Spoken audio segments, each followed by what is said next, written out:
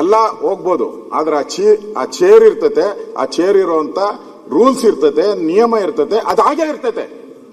ನೀವು ಬದಲಾಗ್ಬೋದು, ನಾನು ಬದಲಾಗ್ಬೋದು, ರೂಲ್ಸ್ಗಳು ಬದಲಾಗಲ್ಲ, ಆ ಚೇರ್ ಬದಲಾಗಲ್ಲ. ಯಾರು ಪುಣ್ಯಾತ್ಮರು ಕೂತಿದ್ದಾರೆ, ಆ ಚೇರಿಂದ ನೀವು ಏನ್ ಕೊಡ್ತಿರೋ, ನಾಳೆ ಬೇರೆ ಯಾರಾದ್ರೂ ಗವರ್ನರ್ ಹಿಂಗ್ ಬಂದು ಹೋದಾಗ, ಗವರ್ನರ್ ಇವತ್ತೇ ಹಿಂಗೆ ತಳ್ಳಾಡಿದ್ದಾರೆ, ನಾಳೆ ಗವರ್ನರ್ಗೆ ಹಲ್ಲೆ ಮಾಡಿದ್ರೆ ಏನ್ ಮಾಡ್ತೀರಾ?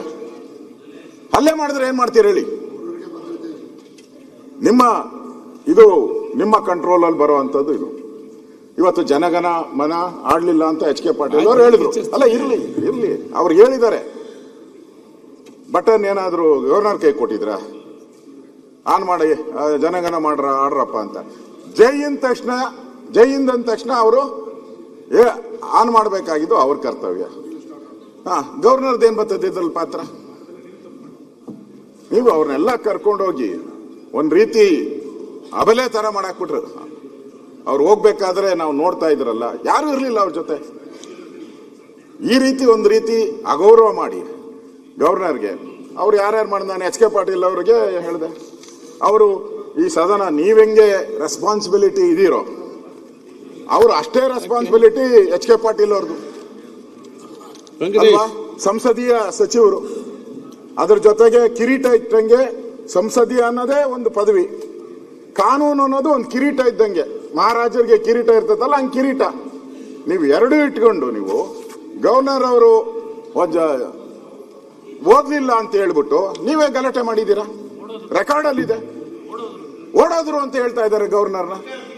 ಒಬ್ಬ ಲಾ ಮಿನಿಸ್ಟರ್ ಹಂಗೆ ಹೇಳಿದ್ರೆ ಯಾರು ಸದನದ ಯಾರೇ ಬೇರೆ ಯಾರಾದ್ರೂ ಮಾತಾಡಿ ಪರವಾಗಿಲ್ಲ ಅಶೋಕ್, ಆದ್ರೆ ಲಾ ಮಿನಿಸ್ಟರ್ ಆದವರು ನೀವು ಓಡೋಗ್ತಾ ಇದ್ದೀರಾ ಅಂತ ಗವರ್ನರ್ಗೆ ಹೇಳಿದ್ರೆ ಅದೆಲ್ಲ ರೆಕಾರ್ಡ್ ಇದೆ, ಆ ವಿಡಿಯೋ ಇದೆ.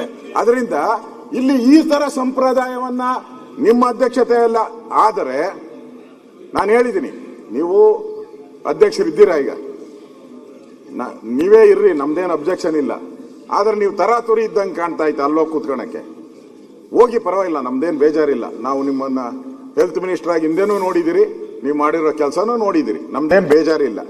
ಆದ್ರೆ ಇಲ್ಲಿ ಕೂತಿರೋವರೆಗೂ ನೀವು ಸಭಾಧ್ಯಕ್ಷರೇ, ಆ ಗೌರವ ಇದೆ ಎಲ್ಲರಿಗಿಂತ. ಇಲ್ಲೆಲ್ಲ ಸಿಎಂ ಕೆಳಗಡೆ ಕೂತಿದ್ದಾರೆ, ನಾನು ಕೆಳಗಡೆ ಕೂತಿದ್ದೀನಿ. ನೀವು ಮೇಲೆ ಚೇರ್ ಏನ್ ಹಾಕಿದ್ದಾರೆ ಅಂದ್ರೆ ಮೇಲ್ಪಂಕ್ತಿ ಹಾಕೊಡ್ಲಿ ಅಂತ ಹಾಕಿರೋದು. ಮೇಲ್ಪಂಕ್ತಿ ಹಾಕ್ಲಿ ಅಂತ, ಇಲ್ಲ ಅಂದ್ರೆ ನಿಮ್ಮನ್ನು ಅಲ್ಲಿ ಹಾಕ್ಬೇಕಾಯ್ತು. ಕೆಳಗಡೆನೆ ಹಾಕಿದ್ರೆ ಏನ್ ಸಮಸ್ಯೆನೇ ಇರ್ತಾ ಇರಲಿಲ್ಲ. ಮೇಲ್ಪಂಕ್ತಿ ಆಗ್ಲಿ ಅಂತ ನಿಮ್ಮನ್ನ ಅಲ್ಲಿ ಕೂತಿರ್ಸಿದಿರಿ ನಾವು.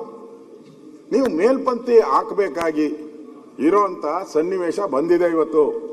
ಗವರ್ನರ್ಗೆ ಆಗಿರ್ತಕ್ಕಂಥ ಅಪಮಾನ ಯಾರ್ಯಾರು ಮಾಡಿದ್ದಾರೆ ಅವ್ರ ಮೇಲೆಲ್ಲ ಅವ್ರನ್ನ ಕ್ರಮ. ಯಾವ ರೀತಿ ನಮ್ಮ ಅಶ್ವಥ್ ನಾರಾಯಣ ಬರ್ಬೇಕಾದ್ರೆ ಪೂರ್ತಿ ನನ್ನ ಮೇಲೆ ಚಾರ್ಜ್, ನನ್ನ ಸಸ್ಪೆಂಡ್ ಮಾಡಿದ್ರು, ನಾನೇನು ತಪ್ಪೇ ಮಾಡಲಿಲ್ಲ, ನಾನು ಸಸ್ಪೆಂಡ್ ಮಾಡಿದ್ರು. ಈಗ ಅಗೌರವ ಮಾಡಿದಾರಲ್ಲ ಅವ್ರಿಗೆ ಯಾವಾಗ ಸಸ್ಪೆಂಡ್ ಮಾಡಿಸ್ತೀರಾ ಅಂತ ಕೇಳ್ತಾ ಇದಾರೆ. ನಮ್ಮೆಲ್ಲ 15 ಜನ ಸಸ್ಪೆಂಡ್. ನೀವು ನಿಮ್ ಕಾನೂನೇ ಅಧಿವೇಶನದವರೆಗೂ ಇರೋದು. ನಾನೆಲ್ಲ ಕಾನೂನುಗಳೆಲ್ಲ ನೋಡಿದ್ದೀನಿ. ನಿಮ್ಗೆ ಇರೋದೇ ಅಧಿವೇಶನದಲ್ಲೇ. ನೀವು 6 ತಿಂಗಳು ಒಂದು ಇತಿಹಾಸ, ನಿಮ್ದೇ ಒಂದು ಇತಿಹಾಸ ನಿರ್ಮಾಣ ಮಾಡ್ಬಿಟ್ಟು ಬಗ್ಗೆ ಚರ್ಚೆ ಮಾಡಿದ್ರೆ ನನ್ನ ಬಗ್ಗೆ ಚರ್ಚೆ ಮಾಡ್ತಿದ್ರು. ನೀವು ಕೊಡ್ಬೇಕಲ್ಲ, ನೀವ್ ಹೆಂಗ್ ನಡ್ಕೊಂಡಿದ್ದೀರಾ ಅನ್ನೋದನ್ನ ಹೇಳಿದೀನಿ. ನೀವ್ ಹೆಂಗ್ ನಡ್ಕೊಂಡಿದ್ದೀರಾ ಅನ್ನೋದು ಹೇಳಿದೀನಿ. ಆದ್ರೆ ಈ ವಿಚಾರ, ಗವರ್ನರ್ ವಿಚಾರ ಬಹಳ ಸೆನ್ಸಿಟಿವ್ ಇರುವಂತದ್ದು. ಯಾರೇ ಎಡೆತಡೆ ಮಾಡಬಾರ್ದು ಯಾರುನು. ಆ ಬುಕ್ಕಲ್ಲಿ ನಾನು ನೆನ್ನೆನು ಓದಿ ಹೇಳಿದ್ದೀನಿ. ನಾನು ಆ ಬುಕ್ಕಲ್ಲಿ ನಿಮ್ಮ ಕೌಲನ್ ಶೆಟ್ರಲ್ಲೂ ಪೂರ್ತಿ